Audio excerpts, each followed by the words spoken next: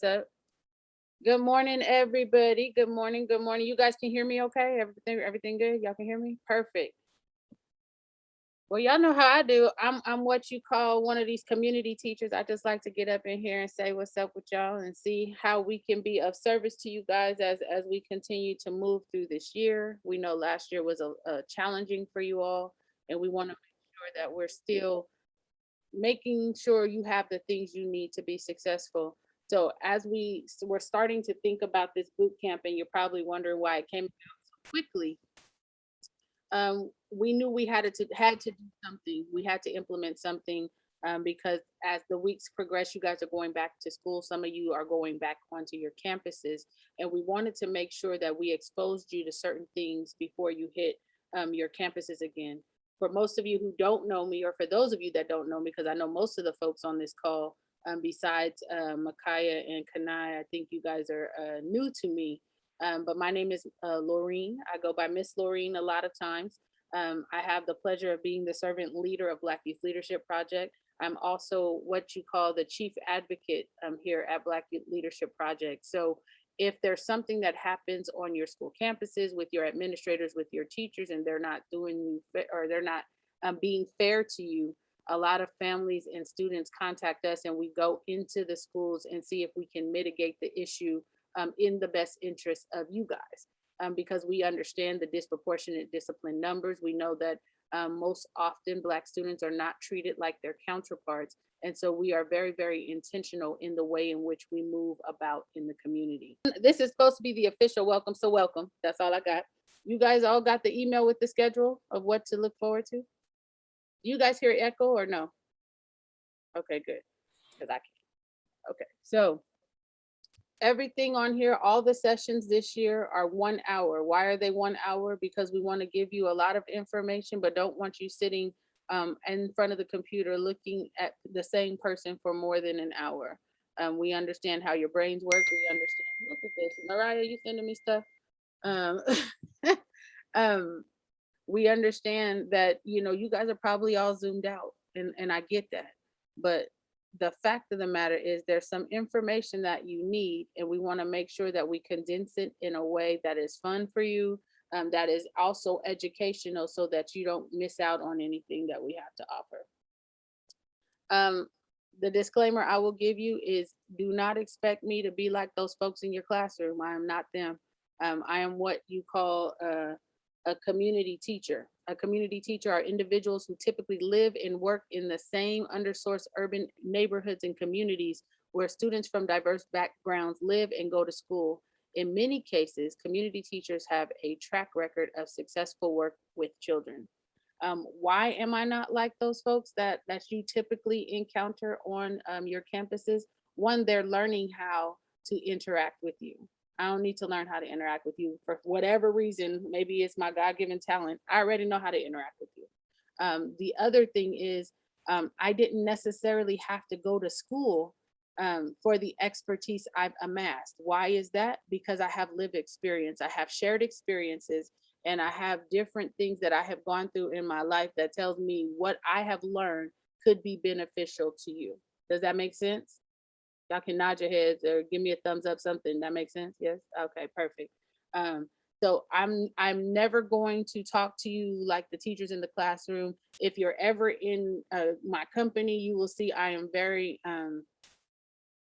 outgoing, and I'm very, I don't want to say touchy feely, but I give a lot of hugs if I'm ever in, if you know me, I like to hug. So I am not standoffish. I am not, going to treat you like a person that has a plague, or like you need to stay away from me because I don't want to be brought up on charges. That is not me. I am more so very, very interested in the physical and the connectedness of just being in community with people. So what you will be exposed to on these calls the next couple of days are people who are in the community who want to give back, and they have things to impart to you. So the benefits of community teachers, as we just went over, there's the lived experience, there's the diverse teaching styles. Let me put an asterisk by that. So the way that I interact with you may not be the way that your next presenter or that your previous presenter interacted with you. all of that comes with the way in which you've experienced life and the things or the skills that you've accumulated as you've gone through schooling or in relationship with your community or with your family or your friends. So our teaching styles will be diverse. So you will have some people who are super, super animated. You may have some people who are calmer, but the information is still valuable. It's up to you to get that. Real connection, the people that you're going to be exposed to have real connections with their surroundings, the materials that they're teaching, and with you who are the people who are being taught. So it's very, very important that you don't discount anybody who's coming into your space or coming into these Zooms, because they all have something that they want to impart. And it may be in a different way that you're not used to, and be open to that because that's important. So the theme of this year's boot camp is exposure is key. So can somebody just unmute and tell me what is exposure? Do you know what exposure is? Can somebody? Elijah, you have your hand up, love. Is my mic working? Can you hear me? I can hear you a little bit, but go ahead. Let's see how we do. All right. Me, exposure is being presented to different formats or different types of styles of whatever particular subject you're wanting to involve yourself in.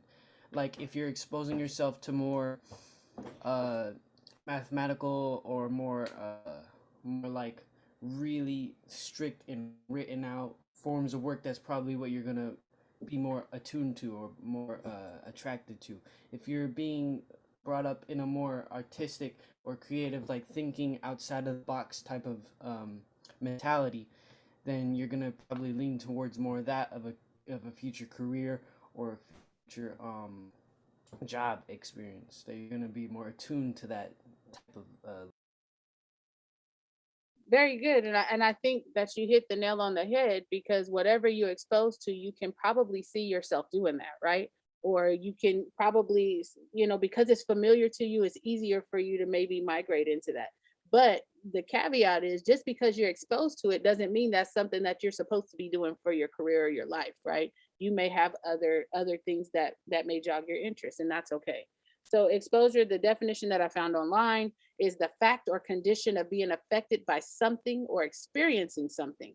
The condition of being exposed to something, the act of revealing secrets about someone or something, public attention or notice. So whatever it is that these presenters are going to give you, they're going to expose you to information you may not have had previous, and that is great, because maybe that'll be something that jogs your or sparks an interest in you. So what is the function of a key? Alasia, what you think? When Um, the function of a key, I'm actually kind of brain farted right now. So what you do with keys? you unlock it. Come on now, they You unlock unlock it, a right? door. Right. That's not a brain fart. Come on, stop that. So keys unlock things, right? And you have to have a particular key to unlock a specific lock, right? Or a door, or to enter into a space. So I just got this graphic of all these different keys, because if a lock is made for, say, this key over here, I don't know if y'all can see my cursor. A lock is made for that key, and you try to use this key, what's gonna happen? It's not a trick question, I promise you. So what's gonna happen if you take the wrong key? Come on, somebody unmute. Y'all know how It's not gonna open. It's not gonna open. Thank you, Sydney. Welcome to my party, Sydney. Hey, good to see you. Thank you for having me. So if you don't have the right key, the door is not going to unlock. And unfortunately, let me see. Yes. So unfortunately, in our community, a lot of times, and in some other communities too, our folks have done a really, really bad or poor job with making sure that our young people had the keys or the answers to the questions, or the access to different environments, or it's not environment that I'm looking for, but I'll use that word for right now. But that had the access to different opportunities because they didn't want to be replaced. And we call those information hoarders. Information hoarders fear that sharing information they work to gain will undermine their expertise, or worse, give credit to others where credit is not due. Some employees hoard information because they feel a sense of job security when others consistently come to them for advice. So, because people were afraid of being replaced, they did not pass down information. We are not going to be the generation that continues that. And I see my sister Sharina nodding her head for sure, because we are not doing that. We do not do that here. We believe in sharing the information so that you can make an educated decision of how you are going to move forward in your life, right? It does not give us any hand up, leg up, foot up if we are not doing our best to make sure you have the information you need to be successful moving forward. So we will always be intentional with sharing information. The truth of the matter is, I'm not gonna live forever, so somebody gonna have to replace me. And if I didn't do my job of making sure you had the information, I failed you, and that is not okay. So we that's why we do this work, because we believe in sharing information. So what is your responsibility as this information is coming forth, Sammy? What do you think your responsibility is?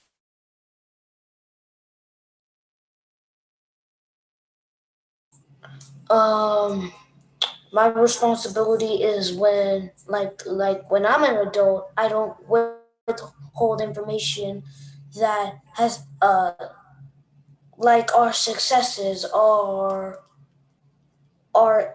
events that have happened to us, good or bad. I need to share that information so that it is widespread and people can know the truth. Oh, that sounds like, did you just say you was gonna share history? Yeah. That's what I heard. I heard you say history, because you notice in society right now, different states are passing legislation to prohibit you learning history. You know what I mean? So they are doing an intentional act to limit the passing down of information. What does the passing down of, or limiting the passing down of information do for people coming up behind? Does that question make sense? What does them limiting the information that you are able to learn, what does that do in terms of how you process your work, your life? And Elijah, I do see you, but I want to give some folks who I haven't heard from just yet an opportunity. So Brianna, what do you think? What, them limiting the information students can learn, what effect does that have? Can you hear me? I can. Okay, it doesn't give students the opportunity to learn from failures in the past, so they're more destined to repeat them. And then they also don't understand like what their ancestors went through and what their experiences were and how that affected their beliefs and their culture. Thank you for that. Absolutely. Is Jair still on here? Jair, what do you think? What do you think them limiting information that students are able to learn? What type of impact does that have on the ability of students to be successful? What do you think? They're trying to essentially delete our histories and our experiences. Mm. Deleting history and experiences, is that a bad thing? What do you think? I think it's a terrible thing. Okay, I agree with you. I'm not here to answer for you, because I believe that you all have an opinion already, right? And it's just, you have to be given the space to process your opinions, right? And so when people ask you questions, have an answer.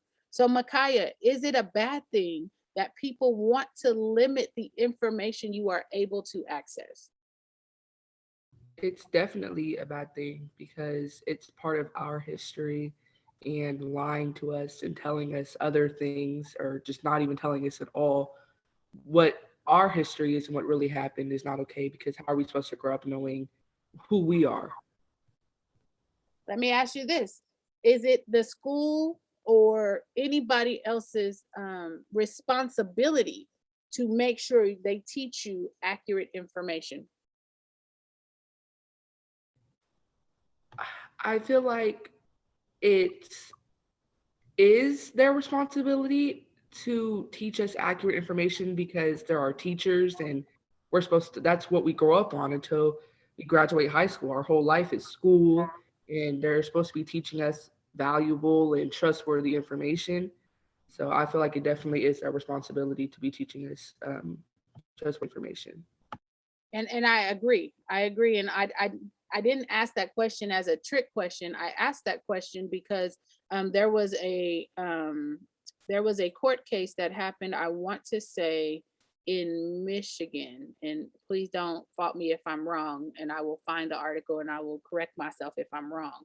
But the judge ruled that it was not the school, or maybe it was Chicago, I don't remember, but it was not their responsibility to make sure that the students actually learned or were able to read. And I'm just like, how is that even possible? How is it possible that we have a system that mandates we send our children to school, but they don't have the responsibility to make sure they are given accurate information and that they are taught the skills to do basic things like read? You know what I mean? What's the Go point ahead. of going to school? I agree. You said what, Elijah? If they're not requiring them to learn, or they're not requiring them to gain information, what the heck's the point of going to school? I agree with you. What is the point? If what we're doing is sending our children to a babysitter and not to an institution that is supposed to make sure the next workforce is capable of the job that they would be employed for, I mean, what is the point? And those are the questions that we have to start to ask of our institutions that we are frequenting.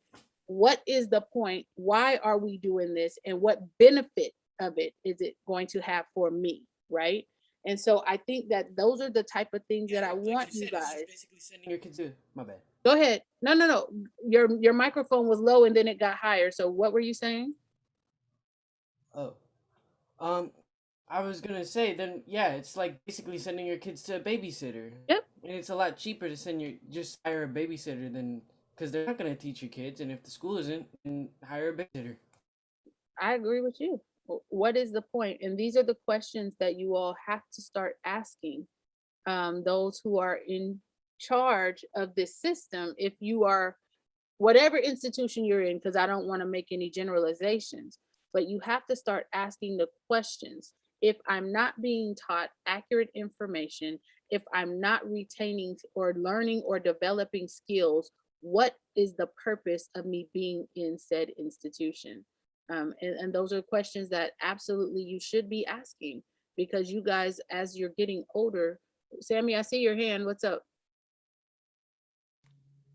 And it goes up to the federal government making like constitutional laws that learning is mandated in schools. Like they don't have a law for that.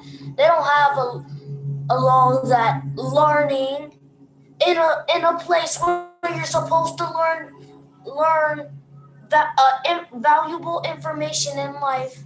Well, some valuable information in life, and they're just not. They're like, well, if they wanna teach you that. If they don't, they don't. If they want to, they want to. It's not. It's not.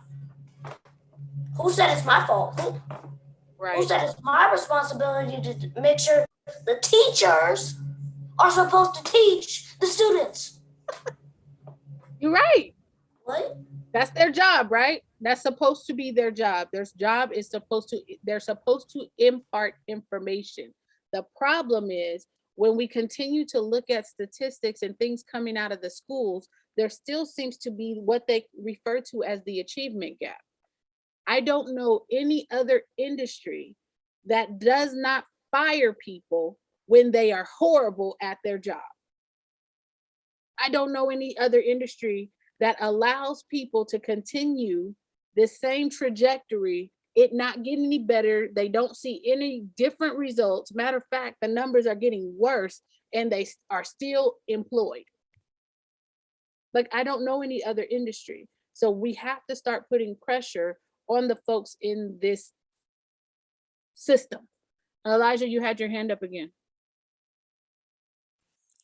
An industry that could possibly be almost doing as bad as weather people. They never seem to get the weather. You said right. weather people? But you have an option of They whether to never watch seem to them get the- people, though. You ain't gonna be put in jail No, if that's you true, don't but go. they- Your every time I parents ain't do. gonna be put in jail for the weather being wrong. That is true. That is true, but they never get the weather right. They're like, it's gonna be sunny. It's been overcast for 4 hours. Elijah. I mean, you know, sometimes they get it right, but their job is not dependent on the teaching the next workforce or putting people in a better position to succeed. So although that is a comparison of sorts, that is not something that you would be punitively responded to if you didn't take part in watching a weathercast, but a weather forecast or whatever it is. But if you or your parents decided that you were not getting what you needed from a school and you stopped going to that school, there would be consequences to that action. So when you're talking about a system that mandates that your students participate, unless like you got a private school affidavit or whatever else, you know, you're doing homeschool or some other system, you know, even in that context, you have certain reporting that you have to do to the state to maintain that status, right? And so it's just it's apples and oranges basically. And so we want to make sure that we are giving you the information you need to regulate, you know, emotionally, whether it's learning about these stressors, the 4 R's like we did this morning, or it's talking about mental health, or it's talking about, you know, the essentials of homeschooling, or it's talking about, you know, corporate America or vision boards or whatever else we have on this schedule. It is put in place to give you a certain key. Now, all the time, all the keys aren't going to, you know, you're not going to want to keep all the keys. I got a whole key ring and I only use about a couple of them keys daily or in routine. Why? Because there's not a lot of things that I need with some of those other keys. Yes, I have them, but maybe I'm just waiting for the opportunity in which the opportune time for which I can use those keys, right? And so your responsibility, I asked, what is your responsibility during these next 3 days, right? Your first one is to pay attention. A lot of times we think that because we're on Zoom, that, you know, we can look all over the place. Some people, and I'm not one of those people, as you can tell, whether your screens are on or off, I'm gonna keep talking. But some people get nervous when they see your screens off. So it's incumbent upon you to pay attention to what is being shared, right? Also, all the information being shared won't affect you the same. Listen anyway, you know, because they have certain information that you may need one day. So listen anyway, be attentive, be as attentive as possible. Ask questions to make sure you understand the information that's being presented. You know what I mean? Like, let people know that you are engaged. You know what I mean? Let them know that what they're saying is having some sort of impact on you. You know what I mean? Everybody wants to know that what they're doing is having some sort of effect. So make sure that you stay engaged. And then take notes. Some of y'all like to take notes on paper. Some people like to use their phone. When something strikes you as important and you want to put a pin in it and come back to it later, write it down. That's how I retain information. Everybody doesn't retain information the same way. But if you write it down and refer to it later, maybe something will spark and it's like, okay, yeah, okay, I get that. What's up, Sammy? So with the school system, it's basically like the situation of Hurricane Katrina with the weathercasters every day. It's like if Hurricane Katrina happened repeatedly every day and you had to like you're tuning into forecast and like it's like, oh, it's not gonna be that bad. Stay in New Orleans. It'll be okay. It'll be okay. And then thousands of people die. Mm-hmm. I mean, and that really brings me to, I like to sometimes when I hear things and it reminds me of scripture or some saying that I've heard all my life. My people perish for lack of knowledge, right? And if people withhold the information from you, they are increasing your likelihood of not having the skills you need to survive, right? And we have to be intentional about retaining those skills and making sure we have the information we need to progress, as we get older. I mean, one day you all will be my age, God willing. And so from this point until then, what are you going to do to make sure you retain as much information as possible? You all are brilliant. You retain information very well if it's given to you. So how are you going to make sure if people don't give it to you, how are you going to make sure you get it? You got a pen? You got some paper, Sammy? Is that what you're showing me? Okay. I like it. What about you, Amara? I mean, Naya. How are you going to make sure you get the information you need? Oh, I have a notebook right next to me, so I'm gonna write it down. All the stuff that I hear, so I can remember it and look back at what I learned. Okay. But how do you, in terms of, I understand what you're going to do in this time, but when people are not giving you the information that you need, how do you make sure that you get the information anyway? Is my question. I'm gonna question them, press them about it. Mm-hmm. Yeah. Ask questions. Asking questions is very, very powerful. Alasia? I would say not only that, and doing research too. Like reading books, going online, asking questions and things like that. That's all also benefit you if that person's not willing to share that piece of information with you. Absolutely. And Is I there also, who's that? Also, what I would also put in that is, there used to be a saying, if you want to hide something from a black person, put it in a book, because the assumption was we couldn't read, we didn't want to read, just like the assumption in the classroom is that you can't read, you don't want to read, you can't learn, you're disruptive, you're disrespectful, you're not like those other students, right? And so because the assumption is you're not like or capable like those other students, you get sent out more, you're ignored more, you put your hand up, they call on everybody but you, and that has this impact on your desire to want to continue to participate, right? And so we have to do a better job of making sure that you are seen, right? You can put your hand in, and sometimes if you call out, you get in trouble for that, but you are still capable, brilliant, all of those things. It's just sometimes people aren't going to see that. And Elijah, I saw your hand, and I want to go to you before you forget your thought. I apologize. I should have came to you sooner. What did you want to say? I was just gonna say something about what you were talking about, to keep information black people's to put it in a book. I was just gonna say that, and you said it. I'm like, dang it. Oh, my bad. Some, Great minds think alike, okay. Elijah. Great minds think Okay. alike. Yeah. What I was gonna say earlier, a little bit earlier, was I wrote something down called it's the withholding of information is essentially killing the youth who are not being taught and who are being withheld in the information. That's dope. I like that synopsis. Did you mean to go on mute? It's essentially killing people. No, I accidentally clicked it.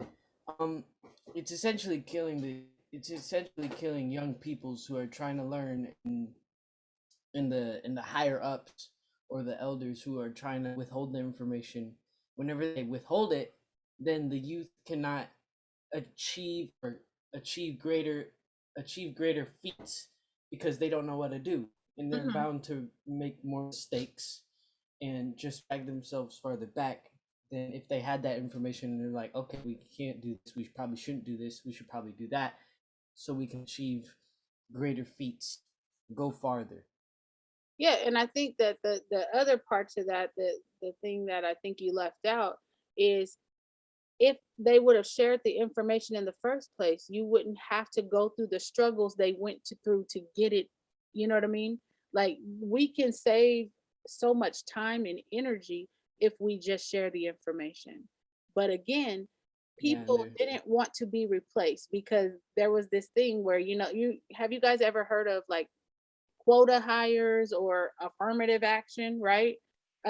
They knew that only one or two Black people were going to be let in the door. They didn't want to share the information because they didn't want to be replaced, right? Because there was only a limited amount of people that were going to be let into whatever industry that was. And so, just like you hear, and I hate this saying, crabs in a barrel, right? One, crabs don't belong in barrels, so they are always going to try to get out. But that has been used to say that Black people always want to pull other Black people down to keep them from reaching higher than they have, right?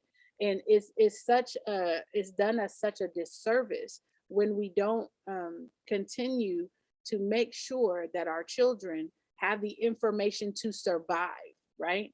We're in survival mode at this pace, right? Because of the different things going on in the school system, in society, and pretty much every industry. We can't, as a community, continue to hoard information from those coming behind us, because when they hoard information, these older folks, and they die, the information dies with them. Duh. Like, I don't understand what people don't get about that. Alasia, your hands up. I just want to say I 100% agree to that, but I also would like to add on something.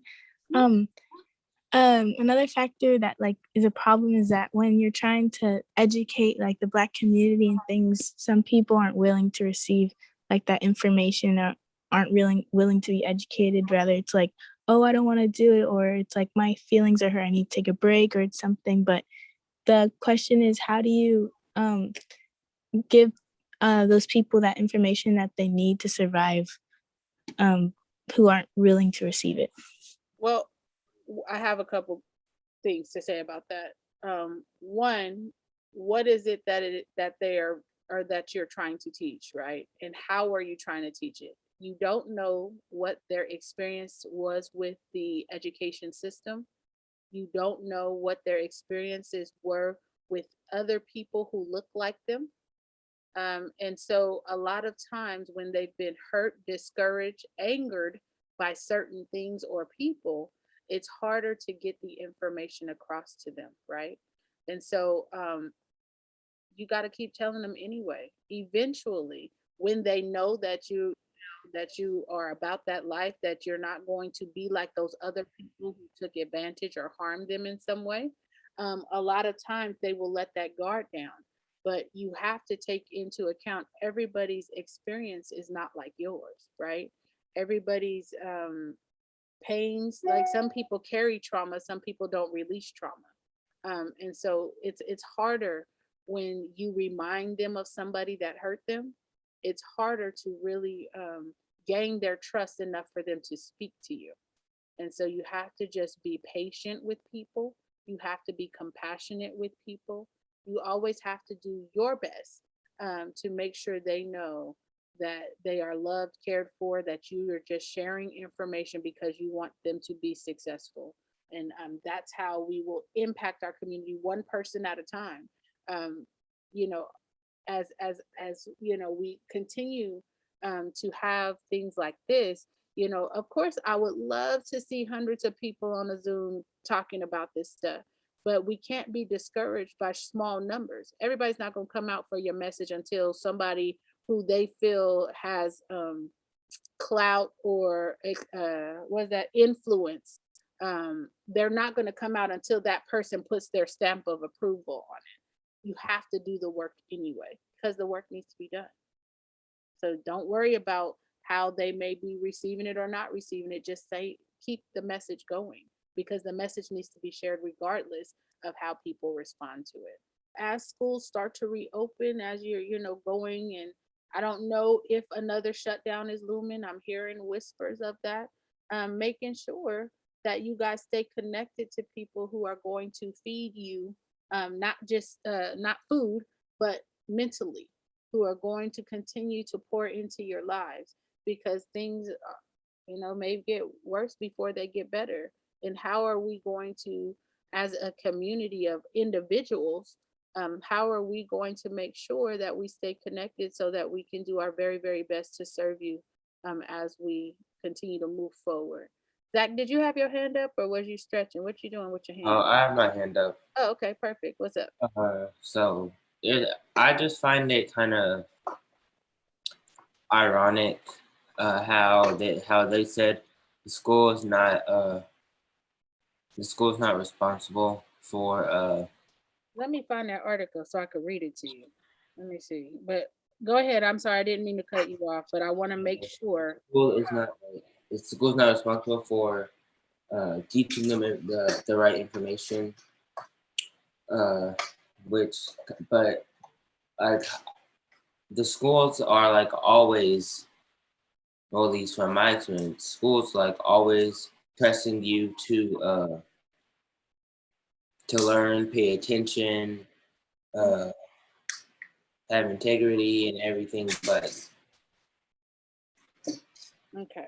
So let's see. This was so in 2018, the judge tosses Detroit literacy suit, says it's not a fundamental right for students to learn to read. And then let's see. So then they sued the school district, I believe. And then it says in 2020,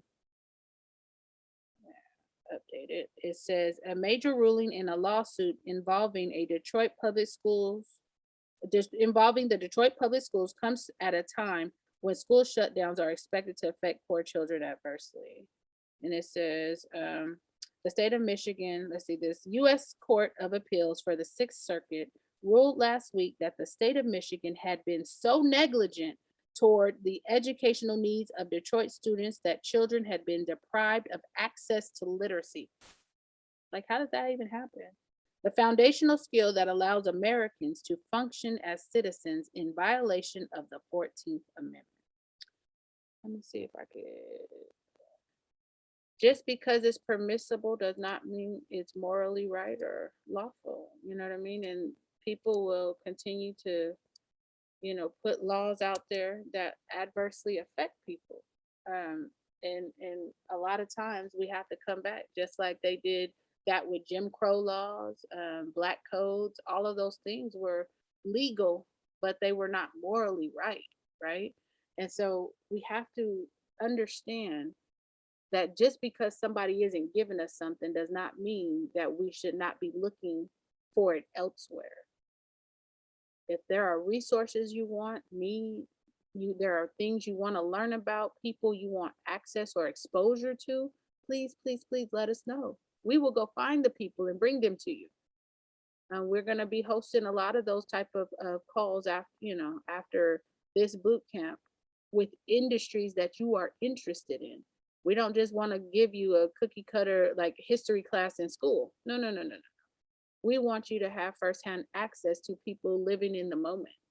We want you to have access to people who look like you, that think like you do, that have your best interests at heart.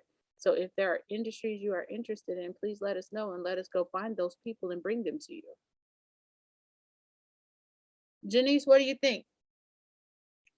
You think that the school system is failing y'all? Well, I make my comments in the board meeting, so I think they've been failing us. I mean, they continue to fail us, and it's unfortunate because it's just like these people, they continue to sit in their positions and they're really not doing their job, but they're getting paid to do a job that they're failing at, and they're failing, especially when it comes to Black students, because they like to group us in with the students of color, or we're bringing out new clubs for all the students of color. No, what about the Black kids? I'm not here for the students of color, not the brown kids. I'm talking about my Black brothers and sisters who are continued to be disproportionately disciplined, who are continued to be talked incorrectly. Y'all address us rude. Y'all don't care when we say something. And even when we raise our hand, we're considered disruptive, disrespectful, a problem kid. Yeah, no, I don't like that. Don't like it at all. And I'm smiling because Sammy is in the corner, and although he's on mute, I just see him saying fact. Sammy about to raise you an offering, girl. Yeah, and just let me underscore something really quickly. Because Mariah just sent me an email, and it's of she was telling me or letting me know that Elk Grove is now looking for proposals for groups that want to serve Black students. So for those of you who don't know, we submitted a proposal in April.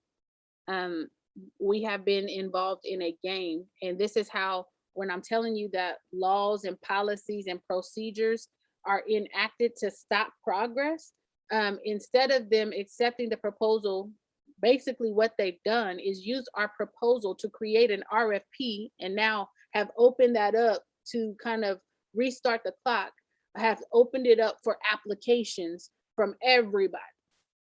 Although we have been here 3.5 years, been trying to get a program or a plan from them. We submitted it, we sat in there and were grilled over an hour up until 1 o'clock in the morning. And still the game continues. So we have a responsibility to continue to fight for you, to fight for the students, regardless of how frustrated and ridiculous these people and these systems are. Our commitment, remains with you, because if we aren't going to be long suffering and fighting for you, what type of example is that setting for you to fight for those coming behind you, right? And the game will always change. The goalposts will always move. They will enact new things. They will tell you, hey, well, we need you to submit X, Y, and Z, but what they're trying to do is frustrate you from even competing in the first place. They feel that Black people will say, that's too much work, we're not gonna do it. The caveat is, we about to do it, and I'm still frustrated, right? Because you are worth that. And so we have to be clear, when we're moving in and out of society, when we're moving through these processes, people who submit like RFPs, there's a request for proposals, who want the group that they are requesting a proposal from to prove that they have affected Black kids in a positive way, and that group is failing. Like, it's just an absolute slap in the face. And I see your hand, so I'll go to Janice and then Sam. What's up, Janice? And can you guys hear me clearly? Yep. Okay, and what I wanted to say was, it's very important, like throughout this whole thing, I've been very much like listening, and I'm like a sponge, so I like to soak in what others say to me. And it's just like what you said is like very significant, because this sets the tone for the BGSN and the BBSN coming after us, and the person who will take your spot when, it's time for you to retire and it's time for you to, live your dandy life. You're still gonna look after us, but it just shows the tone of where we have to, and we will do this for the next generation after us, because this fight with the educational system, I'm sure this is going to be ongoing. Like, I'm sure we're going to still be fighting the same fight for years, like, because of the fact that every time we get a little bit close, especially when it comes to EGUSD, we get a little bit close, they take the goalpost, they move it like 2 miles. Oh yeah, you guys have to do this and this has to be done. And how they consistently try to undermine us to make us be like, oh my gosh, like it's too much. But it's like, we're not those Black people, and it's kind of, it's very amusing, because the fact that we're still there every meeting, the faces that they make and how they be like, oh my gosh, like when they hear the comments, it's like, we're still here, y'all. So it's just like, it's very entertaining to me, and I love to see it, because it's just like, okay, now what are y'all gonna try to do next? Because I got some more comments to make to y'all, because I got some stuff to say. That's right, and you should say it. All of you should say it. frustrating thing, but it's very, very discouraging if you don't have the support system and the people behind you saying, "Now we all about to fight." So it's dope. Sammy. Also, I was gonna say that I feel like people in power, like in government or small government, they feel like they're above normal citizens. When citizens are the people that actually put you in power. Come on, Sammy. And they feel like that. I feel like the government has changed the model that America is for the people and it's more for a certain type of people. Ooh, where the offering plate? Where the offering plate, Sammy? Because you said that, and this is the crazy thing, and I'll come to you next, Exquisitive. The crazy thing is, so I met with the superintendent of Elk Grove Unified, and he told me it was not the board members' responsibility to meet with the constituents, that it is the staff's responsibility. And I said, they are elected, which is a public service position. They absolutely have the responsibility to meet with their concerned constituents. Those are the people that put them there, and those are the people they answer to. And you work for them. So I'm confused as to how we've allowed people that we employ to come in and take over as if they are the ones who are responsible for the things that I'm talking about. He would hate for me to be a board member. He would absolutely hate for me. Matter of fact, I would be on a campaign to get his behind up out of there if I was a board member, but I don't want to play politics. I just want to serve Black children and other children who need to be served, but specifically Black children. Why? Because Black children are not being served. And we have to be honest about that. We have to be honest about that. The numbers tell a damning story. So go ahead, Exquisitive, what you want to say? I was just going to say that, Lorraine, it is correct that the numbers do tell a damning story, and just being vocal, because I'm like, no matter what happens out here, I stand on my square, and no matter what's going on at every school board meeting, I'm like, let me give y'all numbers, and let's get the school superintendent up out of here. And now the superintendent's up out of here, and I'm like, we glad that you're up out of here, but I'm still standing on my square. And let's remind the new superintendent that these numbers here with this disproportionate discipline of our Black babies is crazy. And now the school board members are like, Exquisitive, we hear you, we see you. Matter of fact, we already know who you are with your mask on, with that hair. We know who you are. So we see you and we hear you, and it's time to get some action. I'm like, yeah, because every school board meeting, this is going to be my platform, no matter what's going on. So like Lorraine said, like, it may be daunting, and I plan to start going even to the workshops to hear about these budgets, because I've been looking at the budget and I'm looking at these numbers and all this money. They think the South don't got no money, but this budget out here is $1.5 billion. $1.5 billion for our school district. And I'm like, all this money y'all got. Y'all don't got no money, but y'all got all this money. When y'all was paying the superintendent at $630,000 a year. So it's just like, they claim that they don't have no money. They claim they don't have this, but it's all about numbers. And now it's time for action. You say you want to help us, it's time for action. So, just continue guys to stand on your square, and I hear you guys at the school board meetings and submitting stuff. And it's empowering. It empowers me to hear you guys speak out and just continue just to be who you are. And challenge the power structure. Power concedes nothing without a demand. Nothing. You will not get anything being silent. So it's time to ratchet up. Yes? Yes? Mm-hmm. Well, y'all, it's lunchtime. I want to make sure that you guys get some sustenance. I have yet to eat, so I'm going to go find me some watermelon or something. And my best friend. But but it's important that you guys eat to live and not live to eat. And so we want to make sure that you take some time to go grab a snack or stretch, get from in front of the computer. take some time for yourselves. But before we end the session, Sharina, did you want to add on to anything? Because Sharina is doing a workshop on thinking outside of the educational box today at 3. Yeah, 3 o'clock. So y'all make sure, it's not just for your parents, but invite your parents to sit next to you. Invite them back so that we can have that conversation, because we have to start thinking differently. Hold on. Oh, look at that baby. We have to start thinking differently about the way we approach our educational system and what our options are to make sure we get the information we need to be successful in this life. So sis, did you want to add something before we close out? Yeah, first of all, I'm really happy and I'm proud of you guys for being here on your summer. Like, you guys have had a year of Zooms. So, I get it. I really hope to see you guys. Please go find a sister. I really hope to see you guys today at 3. Bring your parents, invite your friends, because we really are looking at options. And the one thing that I want to say is I absolutely co-sign all of the things that everybody has said today in terms of the damage that is true in our systems. However, if you don't make it at 3, the one thing that I want you to know is you don't have to sit in the muck while you fix it.